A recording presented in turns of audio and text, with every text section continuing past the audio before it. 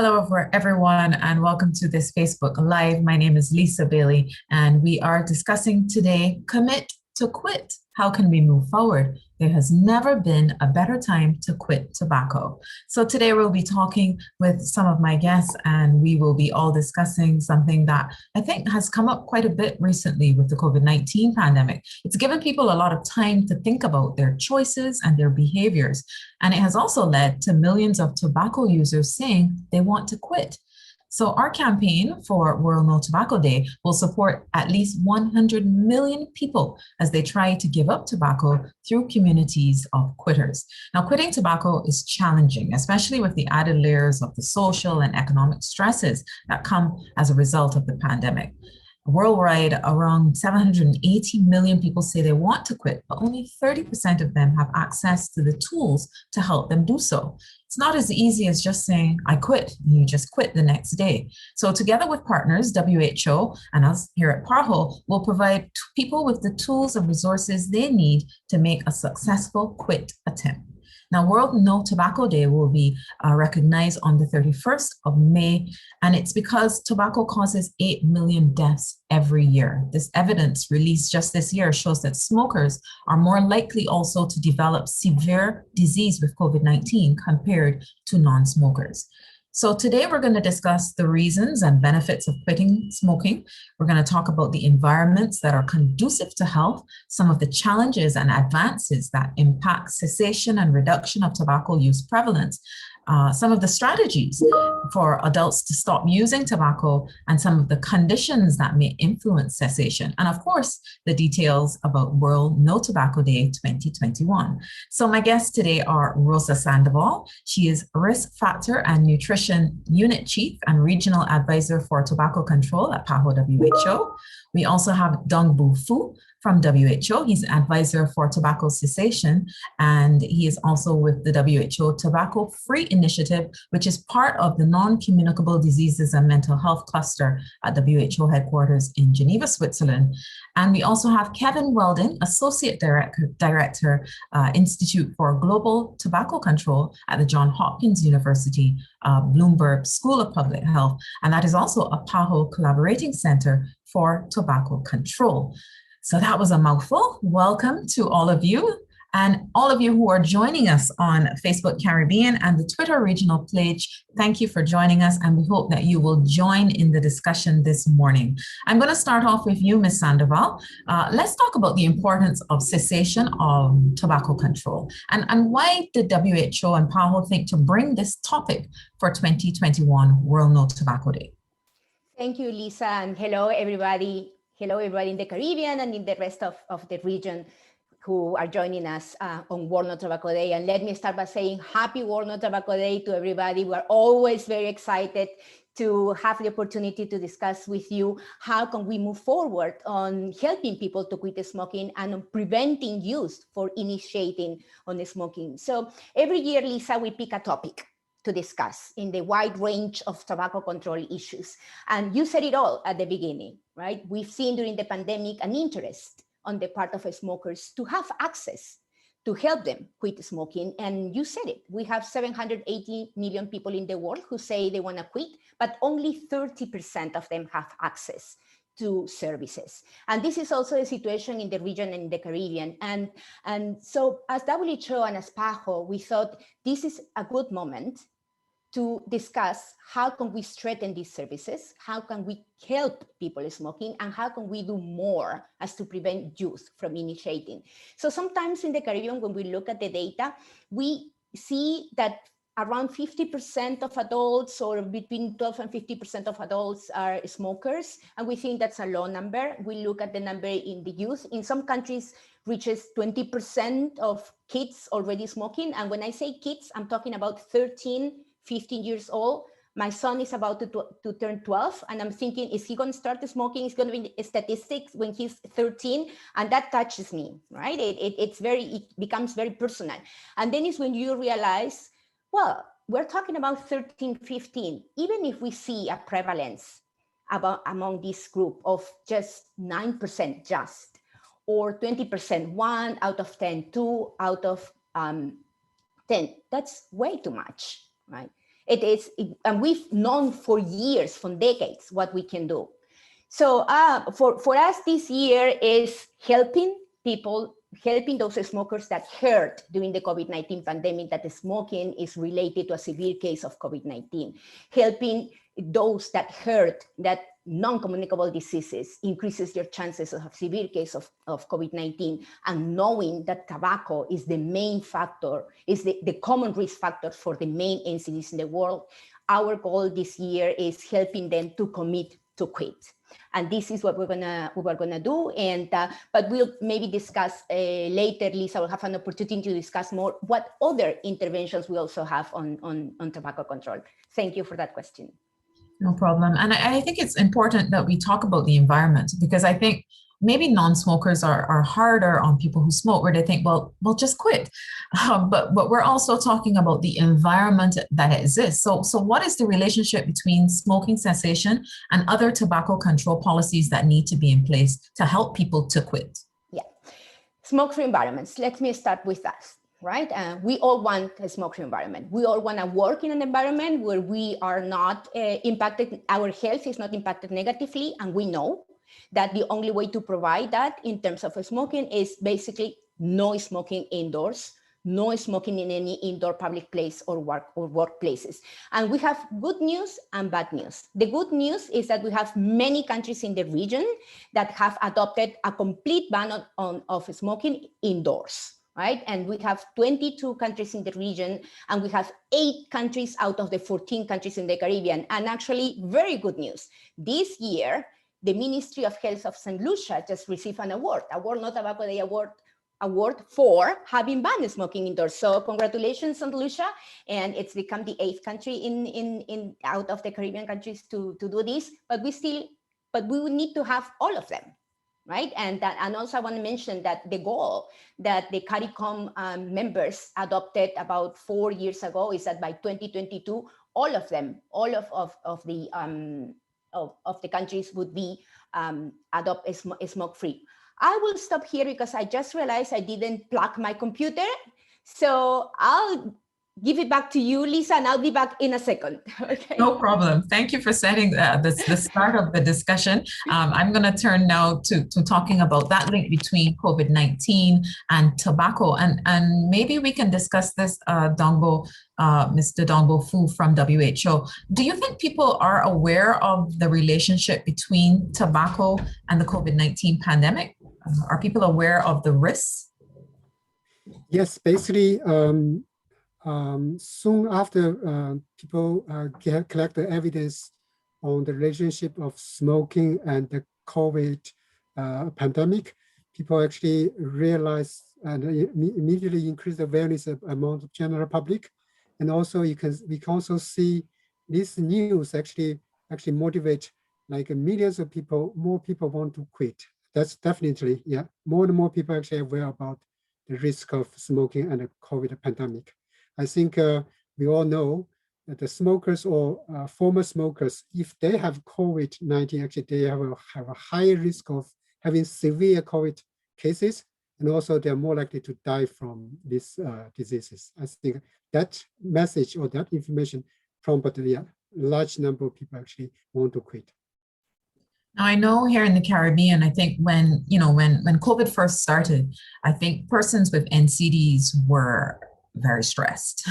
And perhaps persons who were smokers also, this may have happened where they were thinking, well, this is definitely going to impact me in a bad way if I were unfortunately to get this disease. But we haven't really been talking a lot about the methods of treating tobacco dependence. What are some of the cost-effective methods, Mr. Fu, about, that we can treat this tobacco dependence? Okay, basically, actually, this is a very good news to all the colleagues who are listening to us today. There are a variety of proven interventions available to support tobacco users to quit, which can generally classified into 2 types: behavior interventions and also we call pharmacological interventions.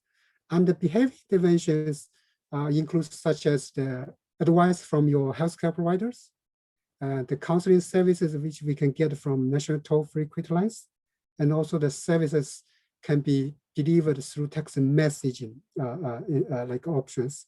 And if you have like a tobacco dependent treatment, especially in your country, the face-to-face intensive counseling also belongs to behavior interventions.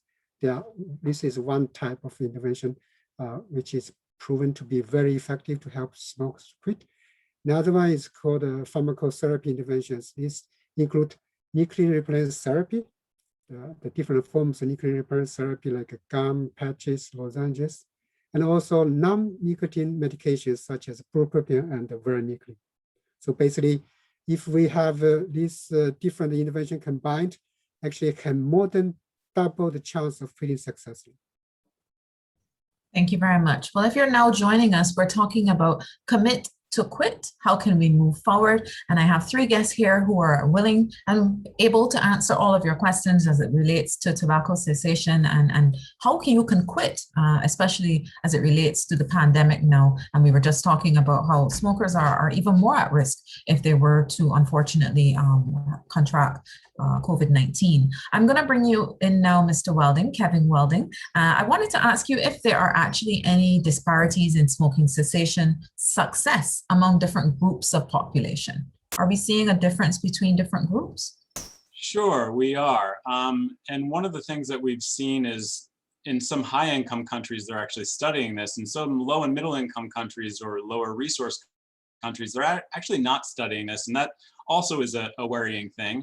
Because we need to know sort of whether there are these health disparities. And we know that there are health disparities on initiating to smoking. So we also know that there are some health disparities on cessating. You could imagine that if the same people are sort of initiating, they actually need to have similar tactics to look at cessation services. So income and education can play a big role. Underlying that really is your access to healthcare. Because we need sort of access to these products that Dongbo just mentioned. We need to have a doctor that we can have brief advice from. We need to have insurance that might cover NRTs, nicotine replacement therapies. And we also, even if those insurance coverage doesn't exist, you need to have income to actually pay for those things. So yeah, we definitely see them. There are differences at race and gender, sexual orientation. So we need to think about how we can help, again, commit to quit, how we can provide a platform for everyone to be successful to cessate from tobacco products.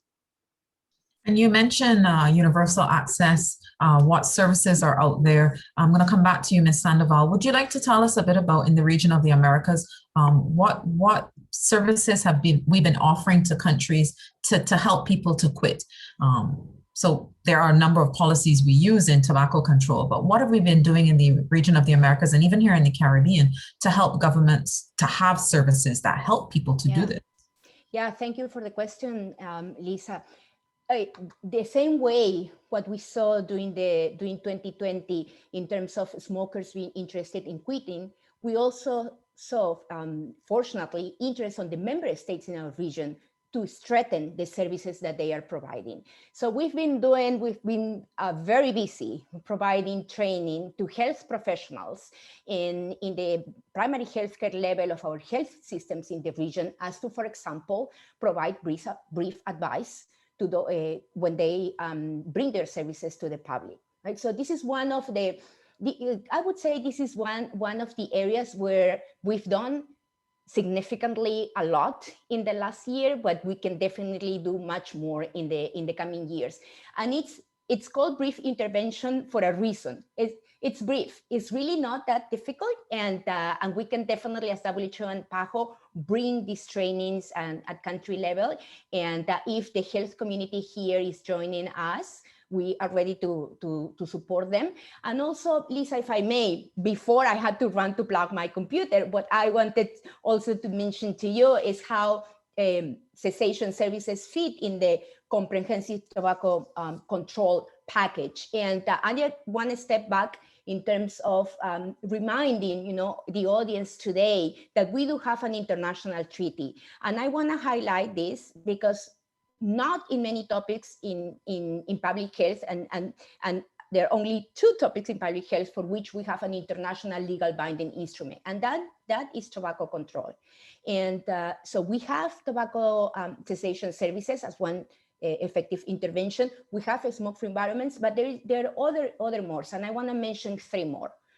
One is banning advertising promotion and sponsorship of tobacco. We do have evidence that when tobacco products are advertised, for example, at the point of sale, when you go and buy your groceries and you see tobacco there when you're about to pay for what you're buying, then that increases impulsive buys of tobacco in about, let me look at my numbers here, 10 to 28%. So it is important that we ban these actions that are they are not helping people who wanna quit to actually quit.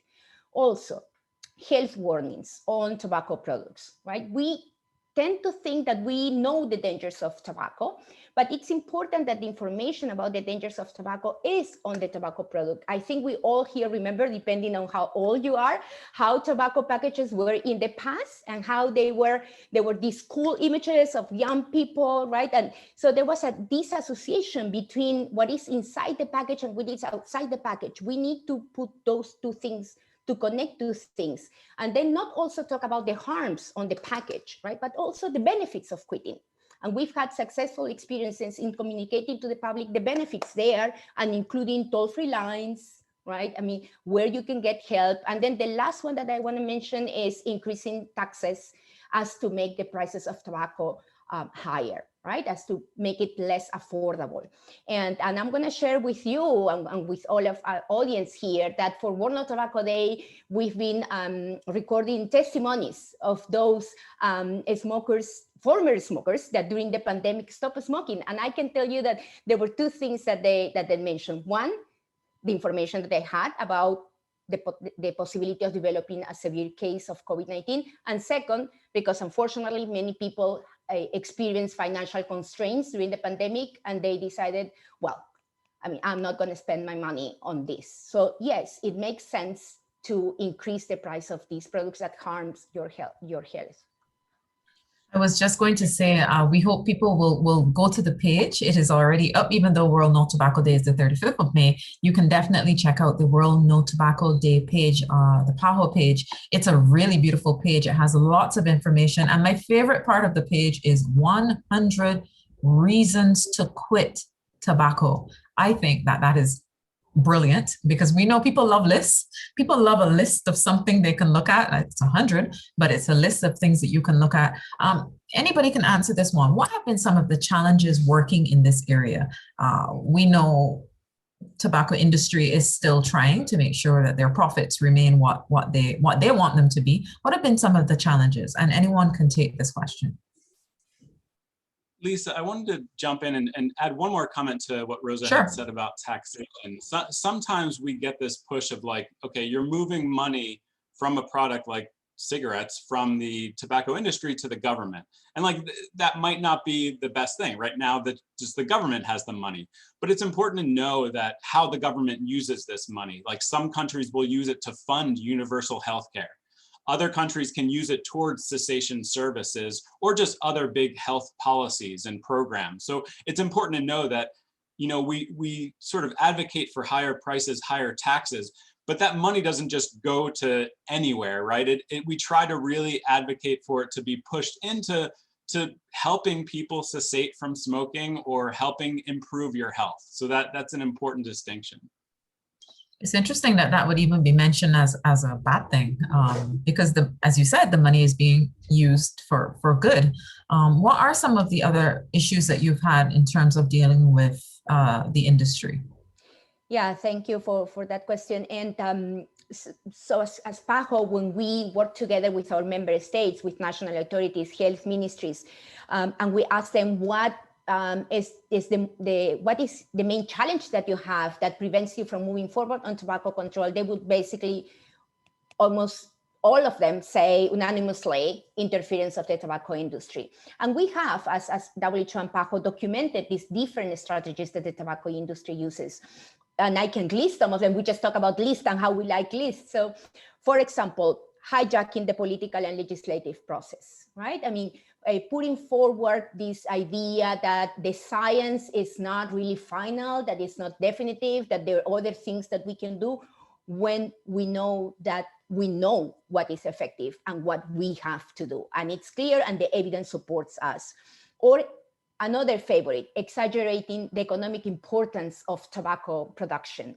Whenever we've researched and compare this economic contribution of tobacco manufacturer against versus the cost of tobacco use for the society, for the individuals and for the society, it's always, the cost is much, much higher than whatever contribution the manufacture or cultivation of tobacco can have. And then, as I said, discrediting proving science, right? And another one that we have experienced a lot in our region of the Americas is intimidating governments with litigation, right? And we've had really landmark cases like the case of Uruguay. Uruguay went forward with very effective policies on packaging of tobacco products, and then they litigated, and Uruguay won. And I can tell you, in all of the litigations that we've had, it's always public health have always prevailed. So we have good previous experience on that, and we know that the industry keeps, trying, as you said, to maintain their economic benefits and looking, and as that, they need to look for new consumers. They need to look for those that replace those consumers. So we need to keep alert on this, and there are instruments to work on this as well. Thank you very much. Can I jump in? Like, it's really important to realize that this is an industry where everybody, like almost universally, everyone wants to quit this product who started. They wish they never started. Like, this industry knows they're up against like a very difficult climb. The only thing they have in their advantage is they have a product that is extremely addictive, right? And that is hard to quit, and that we're here to try to help them get the services to quit these products. And as we were talking about it, I actually thought about one of the things that we did at WHO to help people quit. And I actually wasn't trying to quit, but I wanted to interact with the tool, the artificial intelligence tool, to see how it worked. Dongbo, would you like to tell us about this tool that we have at WHO? Exactly. When you ask about what are the challenges we are facing, basically, yeah, I have at least one in my mind. It's also linked into Rosa's description about the situation. 60% of all tobacco users willing to quit, but only 30% of them actually able to access comprehensive tobacco cessation services. Yeah, from our side, I say this is a big challenge. It means the low availability and accessibility of proven cessation services to our tobacco users. So in order to help country overcome this challenge, together with PAHO, actually, we have been doing a lot, many helping the country prioritize on 3 population-wide approach. I mean, we want to try to reach as many tobacco users as possible to support them to quit. The first one is breathalyzer in primary care level.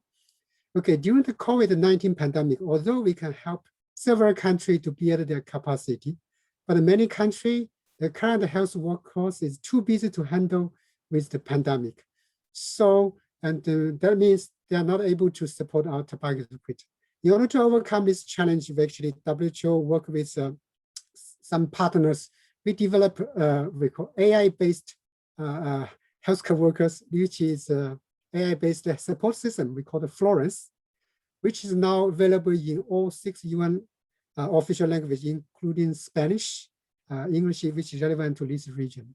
Yeah, what's the role Florence can play? Actually, Florence actually is going to do the same as a primary care usually do in primary care setting. First, to help you clarify the misconception about tobacco use and COVID. Second, provide a brief advice to help tobacco users who are willing to quit to develop a quit plan. Third, act as a gateway for them to access more intensive digital cessation services. For example, by referring them to existing national toll-free client services or the cessation delivered through mobile text messaging. So basically, Florence is a very useful tool during this pandemic, able to help people get at least a brief advice intervention, or if the country have existing digital services, they're able to access this service as well. So this is one thing we are doing. I think everybody feel free to try. We have the link on PAHO website and our WHO website as well. One more thing, just want to highlight. WHO also developing the text messaging program added to the major social media platform like text messaging program on WhatsApp, on Facebook Messenger, Viber. We are going to launch them in just a few days. So this is going to be another very important tools able to support tobacco users in their journey to quit. Definitely using the technology to make it more accessible for people. And we want you to join the conversation. Feel free to put your questions in the chat and we will be sure to answer your questions. Let's talk a bit more about how the tobacco industry has tried to evolve. Certainly here in the Caribbean, we have seen the introduction of electronic cigarettes, heated tobacco products. What's the risk of that harm reduction approach that the tobacco industry is trying to promote these products? What are the risks associated with that? That we can put this one for Dongbo, back to you on this one. Yes, maybe I can start and the colleagues can add. Yeah, first I have to say there's no evidence to support their claims. Like these kind of novel products are less harmful compared to the traditional tobacco products. Yeah, the evidence we have is all these kind of products are harmful. We should stop using all of them, or we prevent people who never use this product to start use, or we could say initiation. That's the first message. Second, I see promoting this kind of innovative or innovative products actually poses at least three risks. First, we may risk of having like we call renominalizing the smoking cigarettes behavior or the nicotine addiction, because in many countries we actually already like smoking cigarettes has already been denominalized because we have the ban, especially in indoor places. So if we are promoting these cigarettes, we have risk of we call renominalizing smoking behavior, especially among the younger population.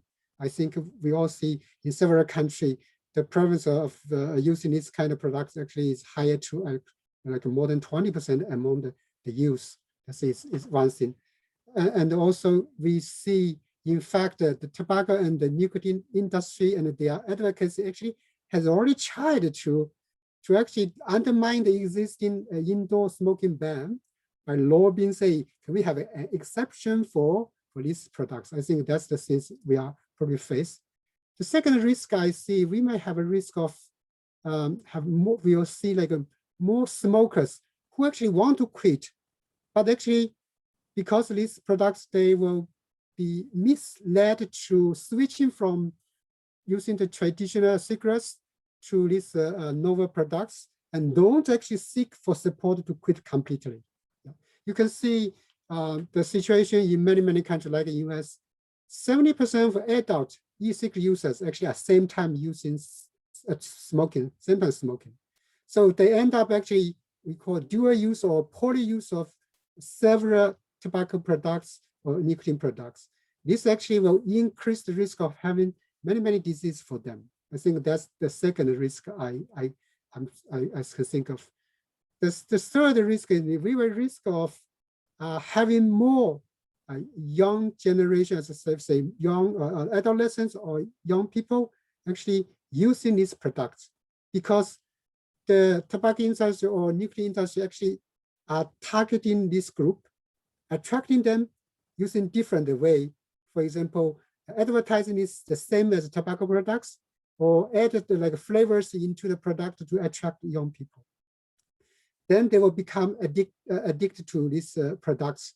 And also the increasing evidence shows those who use e-cigarettes, the youth, we are talking about the youth who use these e-cigarettes, actually have a higher chance of a transition to the conventional cigarettes. It means the smoking initiation will be higher among those who use these products.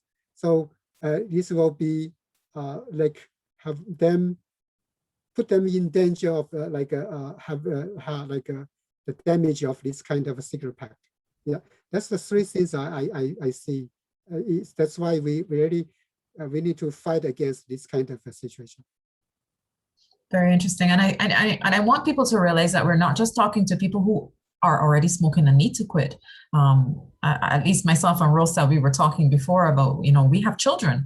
And when you look at, and I don't know if you want to repeat some of those statistics, they're scary at the age at which people start using, and especially these new products. I remember driving behind a car here in the Caribbean, and I thought the car was on fire and it was driving. And when I passed the person on the highway, they were using one of these new, whatever you call them, vape. And the amount of smoke, I don't know, I guess it's a vapor, I guess, that was coming from this thing. I was mortified. So we're not just talking to people who are trying to quit normal tobacco. We're talking to people who haven't even considered it yet, because as Dongbo said, it's an entry sometimes, and it's also used along with other products as well. Yeah, Lisa, I actually want to jump in on this and comment on basically go back to what you just mentioned and Dongbo mentioned, the entry point, these electronic cigarettes or these novel new products as an entry point to conventional products. And unfortunately, we already have some use of these products in Caribbean countries among young people, so between among 13 and 15 years old, we already have countries in the region like Jamaica and Trinidad and Tobago that have a use of above 10%, right? Almost 12% in Jamaica, 70% in Trinidad and Tobago. These numbers are, as you said, worrying and scary, right? Because we know it's an entry point for these kids. So when people ask me, as I've been working on tobacco control for a number of years, and when people ask me, what do we do, right? What do we do about this? Is one seems like an easy answer, and I know it's not easy to put in place, but we do need to create these healthier environments, right? And to create these healthier environments for not having these numbers is we need to put in place what I'm going to call, in a very boring way, a regulatory framework that would help people to quit smoking and not to initiate smoking. And that brings us back to what we were talking before, smoke-free environments, clear information and graphic information on the package of tobacco, banning advertising, promotion, sponsorship of tobacco. And unfortunately, I have to say, we are behind in the Caribbean, Lisa. And I want to point this out. We are behind if we compare what Caribbean countries have done in terms of Latin American countries. We need to energize and have more action in terms of providing an environment for people and for our kids not to start with this. There needs to be consistent information between what we tell them at home, right? Do not smoke, do not vape, and also what they see outside. Yeah, I think we can all agree on two things, I think. We do not want to see these electronic cigarettes being used by non-smokers, and we do not want to see these novel electronic cigarettes being used by, in addition to smoking, right? An additional avenue to nicotine for even current smokers. Those are the two things that I don't think anyone wants to see except for the people that are selling these devices. So yeah, and I think Rosa put it perfectly that in places where it can, this should be under the same framework as other tobacco products. These are tobacco products, so we can get it in that framework and figure out how to deal with it. Agreed. And I think it's also important that we mention this whole setting. We're looking for a healthier setting. And this even includes insurance, covering some of these cessation tools.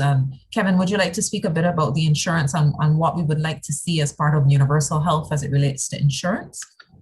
Yeah, sure. I mean, this is one of those things that really could drive health disparities, right? We almost unintentionally, or we don't think about this consciously, that, you put something into place and say, oh, you have access to a nicotine replacement therapy through your insurance. Now everyone can use it, but everyone might not have access to health insurance, right? Unbeknownst to us, that we might be perpetuating these health disparities, even though we're giving our best effort to provide access to things that can quit. So, we want comprehensive, barrier-free, and well-promoted insurance coverage that's cost-effective and that can promote quitting. So yeah, like really, any universal healthcare is great. I definitely, we've seen that work in places. So the more places that have access to free healthcare, that is wonderful, because that just leads to free access to these things that will help you quit. So let's talk really directly now to parents.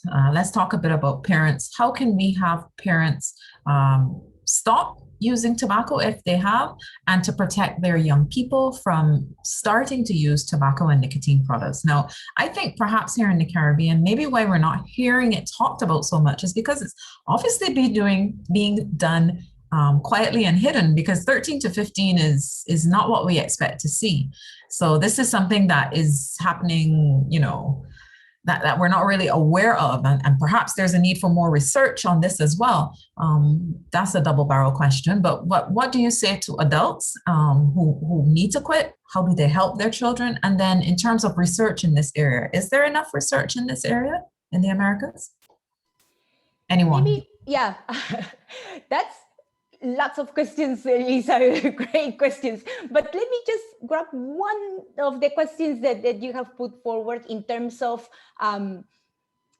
what parents can do and what we see as parents and what our kids see as kids, right? And let me go into that in terms of how, I'm going back to what you asked before and the tobacco industry strategies. So the tobacco industry is very, they know how to reach the kids without the parents knowing. And we've seen this, right? We know that, for example, they would voluntarily stop advertising tobacco on big billboards, right? And they would say, and this has happened in the Caribbean, they would voluntarily say, we will not advertise this. But then they will start sponsor, for example, sport activities or concerts, where we parents, unfortunately, do not go anymore, right? Because we became parents. And so then our kids are the ones being exposed to lots of promotion activities, and we don't see that. So we parents live in a world where there is no tobacco advertising, but our kids live in a world where there is lots of tobacco advertising in places where we are not. So, and I'm sorry if I sound boring, but this is why I go back to, how we need to ban these strategies. And it doesn't, because we as adults don't see them, but they are out there, right? And I will stop here. Maybe Kevin wants to add more. Kevin is a father too. So yeah, I'll say a couple things. I have an 18-month-old, so hopefully I do not have to deal with any of these conversations for quite some time. And like we've seen places like that do these project sunsets, which, if you're born before a certain year, you can never buy tobacco products. And that's a good way to handle some of the initiation. Obviously, we're talking about cessation.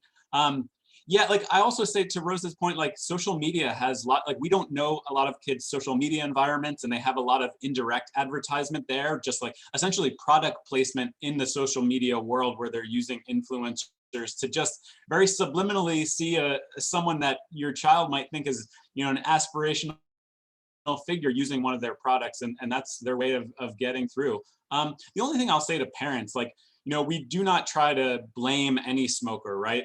Nicotine is super addictive. We want to provide any opportunities we can for you to quit.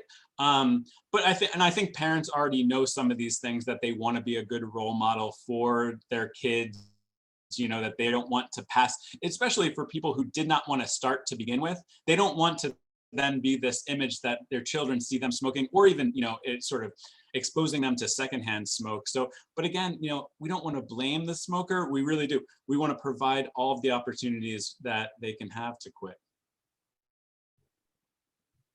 I also would like to add one. I think it's from the angle of why we promote tobacco cessation during the COVID-19 pandemic. In addition to Kevin mentioned it as a role model, tobacco-free role model for our kids, I think is very much relevant or give us another reason why, as a smoker, we need to quit during the pandemic. Because during the pandemic, almost every country, right, have lockdown measures in place. That means many of us actually have to spend more time with our families. And then if you are a smoker, if you smoke inside your home, you actually means put your children, your wife in danger in terms of exposure to secondhand smoke. So if we quit completely, it's the best way to protect our family, especially the children, from the dangers of secondhand smoke exposure. Yeah, I just would like to add. This is another reason why we need to quit during the COVID-19 pandemic. Yeah, and if I may, Lisa, sorry to jump in again. Kevin mentioned the Project Sunset. And I want to bring back to this conversation because I think in the tobacco control community, we are not talking as much as we should about this initiative. And this, I'm going to explain this soon. And this initiative brings us the conversation of the end game of tobacco. How do we basically, end the whole conversation and so that someone like Kevin, who has less than 2 years old, that does not have to deal with this, like we hopefully will not either, but like some parents are dealing with this, with their 18 years old or 13 or 15 years old. So first of all, let me say that this year for World No Tobacco Day, we have actually given the award to 2 cities in the US, Beverly Hills and Manhattan Beach. They are sharing the award for their ban of the sale of tobacco products. And I think we need to start talking about this. And one thing I want to highlight, they included they included the phase out of commercial combustible tobacco products, including, alternative, why am I confusing here? So they included also the sale of, of novel products, which is what we want to highlight. I'm trying to read a press release and I'm clearly getting confused, but I want to highlight that they banned the sales of commercial products and tobacco products, and they included also these other products. And we hope that by giving the award to these 2 cities, in recognizing them, we also inspire other cities in the US and other cities and governments in our region to go that path. There are countries in the world that are already setting this goal, like for those people being born, after 2010, like Kevin was saying, then they will not have access to tobacco products anymore. And I want to finish this by saying that Beverly Hills, the city of Beverly Hills, is particularly special in this case because I don't know how many of those joining us today know that they were among the first to ban smoking in indoor places back in the late 80s. And at that moment, it's when basically everybody thought that's not possible. You cannot ban smoking indoors, right? And they did it. So we're hoping that this is also going to set goals for the future. Yeah, now we have sorry. I was going to say, and smoke-free places is super important for cessation, right? Like we know people who are trying to quit have these triggers that they're trying to avoid so that they don't break their quit attempt, and being around other smokers or smell like that can be a trigger for a lot of people who are trying to quit. So those smoke-free spaces, and Dongbo brought this up earlier, just this like not normalizing the behavior. The less we can do that, or the more we can not normalize the behavior again, the better. And smoke-free spaces really does do that. I mean, I'm in a country, like I'm in the US right now, and it's crazy for me to see places where they still allow smoking. It's been like, we've done a good job about it and it's become very normal. And I still, it's like almost hard for me to find smokers in public places now, which is a good thing. I think that's the same here. I'm based in Barbados, and it's the same here, where it's unusual to see someone smoking. And I think I was going to ask you about that, if the smoke-free environment also helps people to quit. So thank you for answering that. And the other thing is, I think this conversation to me shows that it is not enough to ban smoking in places. It is not enough to just ban, obviously, young people from buying tobacco products, and that's traditional products. We're also talking about these novel products. So to me, what are the final words on this topic? And I also wanted you, Rosa, to give us some details on the No Tobacco campaign and where they can go and what they can download from that page. But maybe before we get to that, some final words for you on where we are with this fight against tobacco. Let's start with Mr. Fu. Yeah, my final words will be, yeah, since we'll talk about different products, I think all those products are harmful. If you never use it, please don't use it. If you are using them, please consider to quit all of them completely. We discussed we have a variety of options for you to support your journey in quitting. And you can find many information from WHO website and the PAHO website as well. As this Commit to Quit campaign, we actually put forward a variety of services available to support you. And also during this COVID-19 pandemic, think more about what additional reason you need to quit. So you will actually dare to make a quit attempt. With several tries, definitely you can quit successfully. Thank you so much. Mr. Welding? Yeah, I think I would just advocate for comprehensive tobacco control laws across the board. Like, you know, I don't study cessation a lot. I do almost all of the other of our Empower framework, the smoke-free spaces, the health warning labels, the taxes, all of those things. And all of those, like promoting all of those things are promoting cessation too and decreasing the demand. Yeah.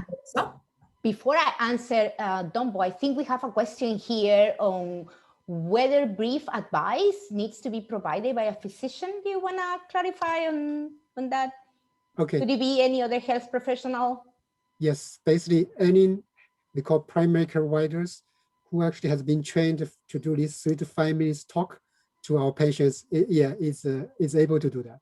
Yeah, not worry about like only doctors or nurses. Okay. Anybody has been trained, able to complete a 3 to 5 minute talk to our patients can do it. Yeah.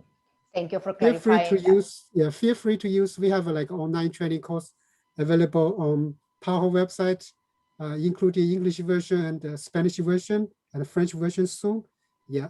Anybody actually passed or attend this training, you are able to do it. Thank you. Lisa, thank you. Yes. So how well are we doing? You know, it's I would say there are things that we have that we can be proud of and happy about, and other things that we have not done very well, right? Like, for example, we're doing well average in the region in terms of having smoke-free environments, you know, banning smoking indoors. We've done well in terms of switching the tobacco package from being an instrument of publicity to an instrument of information, right? We have not done well in banning advertising, promotion, and sponsorship of tobacco. Very few countries have gone this way. We have not done well in using taxes as to increase the price, and that taxes as a way to increase the price and reduce consumption remains highly underutilized intervention. And we need, as health professionals, to work more closely with Ministry of Finance to have policy coherence and discuss with them how can we increase this. We have not done well in protecting policy from tobacco industry interference. There are countries that are doing this, and we need to work more on that. And of course, what we've discussed today, we need to strengthen cessation services. And with that, I want to, as you said, invite people to check our PAHO website.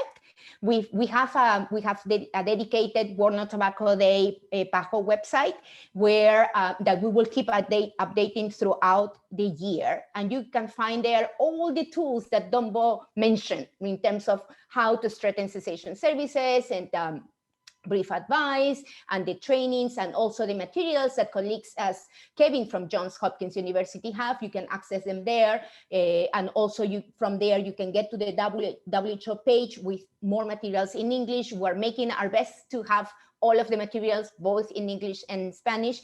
And finally, I would like to encourage everybody to go and chat with Florence. You know, log into Florence, chat with her, and help us improve Florence. and help us disseminate Florence. Florence. We're very proud of having our first artificial intelligence colleague, and so please log in and take advantage of her. And you will find there also information about toll-free lines in different countries in our region. Yeah, and there's a WhatsApp challenge as well. You can join the WhatsApp challenge. I have interacted with Florence. She's very real and lifelike. I just interacted with her because I wanted to see how it works. And you know, it's something you can share with persons. You may not need to quit yourself, but you may have someone in your family or a friend that it can help. I don't usually include a question at the very end, but Rosa, can you please just address there's a comment that leads me to believe that someone thinks that vaping is a way to help them to quit. Could you please address that quickly, please? Oh boy, no, it's not. We don't have yet the evidence as to prove that. And as WHO, we are really concerned about this being an entry point for conventional products, as we mentioned, but I think it never hurts to reemphasize that. And we're also very concerned that people have dual consumption. So they remain consuming conventional tobacco products while they consume this. So we are not encouraging this. What we encourage is for governments to put in place comprehensive policies, including both conventional tobacco products and other alternative products as those referred as vaping. And what we encourage people is to look for proven, effective aids to quit smoking. And they are all of them, all the proven methods are in our website and are in the websites of our partners. So if you are looking for quitting, use methods that have proven to be effective. And if you watch all of our spaces and places, you'll find lots of messages you can share with your friends. Coming up to World No Tobacco Day, coming up on the 31st of May. I just saw a message there, a challenge to choose that day as your first smoke-free day. You don't know how to quit? Check in with Florence on the WHO Digital Health Worker. She can help you. And there are lots of other things that you can do to quit and to commit to quit. Thank you so much for joining us for this conversation today. Ms. Sandoval, Dongbo Fu, and of course, Kevin Welding. I had a wonderful time discussing this topic with you, and we hope that you found it informative and that you will visit the PAHO, WHO, and of course, the Johns Hopkins pages for more information. So thank you so much for joining us, and we hope you will stay tuned to these channels and watch us again on another Facebook Live coming soon. Bye for now.